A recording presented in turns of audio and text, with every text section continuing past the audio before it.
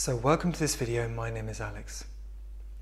Now, the root cause of all of our problems, all of humanity's suffering, struggles, misery, fear, insecurity, anger, hatred, all the problems we have, all the problems you have, come down to the presence of fear in our heart. Now, is it possible to have a heart which is free from fear? Yes, it is. I've been studying this area. I've been working on and exploring the fear in my own body, my own tendencies in my mind, my own fears and insecurities, and really focusing on them and kind of excavating them and working on them and understanding how they influence my mind, my body, my emotions, everything for 20 years. This has been my focus for the last 20 years.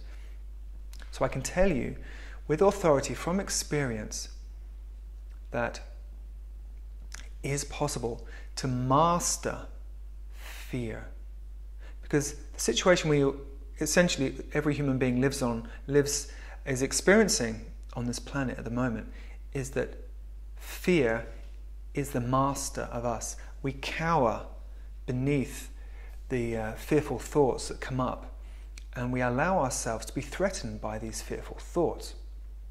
However, this is a very topsy-turvy relationship. It's almost like, can you imagine a child dominating its parents and making the parents feel like it is in charge and that it has the authority over the parents?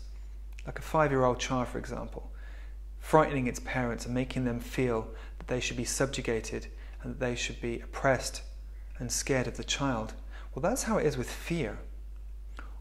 Of course I can't say all, but the majority of humanity is being threatened by something which is so much smaller, so much weaker than we realize. And it is possible to be free of the influence of fear. So in this video I'm going to explain to you, tell you, and help you understand why fear is present in our being and what it does to us, and how easy it is to let go. And it is easy to let go of fear. The only reason it feels like it's difficult is because we believe the fear.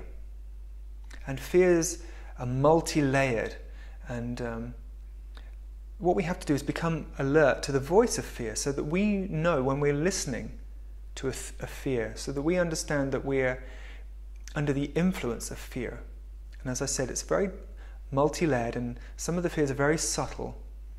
And we get to the point where fear will convince us that if we stop listening to fear, if we stop listening to its voice, then bad things will happen to us, that we need fear. Now we need to respect the almighty power of what some call God, or you could give it any name you want to, but the greatest power in the universe, which is intelligent, which is loving, which is aware of us and aware of our thoughts all the time. We need to be respectful of that force and realize it is greater than us, and almost be humble towards that force, because our fate lies in the hands of that force, and it can communicate with us, it can guide us, it can protect us from absolutely anything, and I mean absolutely anything. So essentially, when you become aware of the presence of that force, this loving intelligence, which some call God, which I call God, and you know that it can protect you, and how it can protect your mind, how it can keep your mind in the light. And that's where the protection occurs, by the way, in the light, in your mind. Because when your mind is in the light, then no darkness can enter your reality, so to speak. No harm can come to you. So it's vital that we see where this all starts. It all starts with our thoughts. And fear is like a voice that whispers in our thoughts, and it gets us believing certain things. Fear is a delusion. And that delusion is created by this voice, this negative voice, this voice of fear. And it all starts in here, by the way. All fear in our heart starts in here as a whisper a suggestion, an idea, a vision of suffering, and a vision of something we don't want, a vision or a voice telling us that bad things are going to happen, that we are not safe. This is the main message of that voice, is that we're not safe, that we are unworthy, that we are not good enough. Very critical voice, very, very critical and fear-inspiring voice. Now that's not a problem. For that voice to be there is not a problem. It's when we believe what that voice is telling us that the problem begins, or the problem manifests in our heart. Because as soon as we believe that voice, then we are entering into an illusion. Anything you believe creates a reality for you, a reality of belief.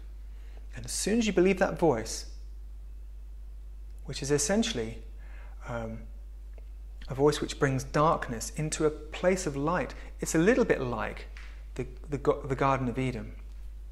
This beautiful paradise where you're provided for, there is no reason to fear, you're safe, no harm can come to you, you've got everything you need, it's paradise.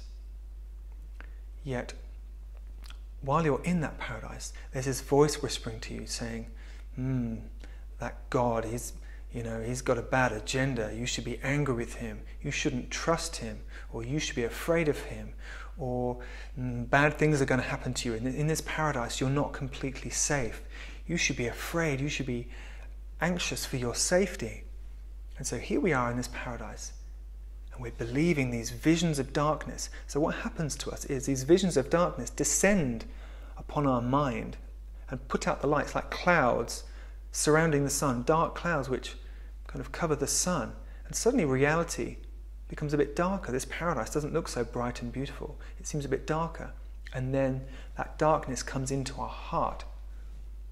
And emotionally, we lose our connection to the joy, to the beauty, to the sense of freedom and awe and magnificence that we would be feeling if we weren't listening to that voice. So it's really important to understand this. This is exactly what happens when we listen to that voice.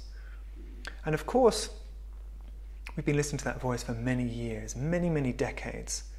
Pretty much all of humanity has been listening to that voice and living the reality that that voice has created for us. When we believe certain things, then we act in a certain way according to the things that we have believed. Our beliefs affect our actions, and of course they affect our words as well. And our words are very, very powerful. They're prophetic. Our words are prophetic. We call in the future. When we say something, we believe things as a certain way, as they are in a certain way. When we say that out loud, that's affirming a reality. And we experience that. We experience it emotionally, we feel it in our bodies. Every cell of your body is listening, not only to what's going on here, but to your words, because your word is a vibration which reverberates around your body. So when you believe and speak about things which are negative, doesn't matter what they are, if they are negative, that means they do not carry creative power, they're not in line with divine harmony and happiness and joy and freedom. If they're not in line with those things, then they are pulling you into a dark reality, when in fact you're surrounded by light, when in fact you are in paradise. I mean, this world is paradise. But what's happened is that many of the human inhabitants have become deluded and hypnotized by this voice. And so in the minds of those people who've believed and who are listening to that voice and who believe that voice, they don't see paradise. They see a world of suffering. They see a world of misery and darkness. And so the very first thing we need to do is wake up from that delusion and realize that that voice is talking to us, and realize when we're listening to it. Fear is very subtle. The voice of fear is very subtle, and it's multi-layered, and we can't just switch it off. We can't switch it off, but there are ways to become more wise to what it's saying to us, more wise to the fact that we are being hypnotized. It's a bit like the snake in the Jungle Book, you know, it winds itself around Mowgli and starts hypnotizing Mowgli with his eyes. That's exactly what fear does.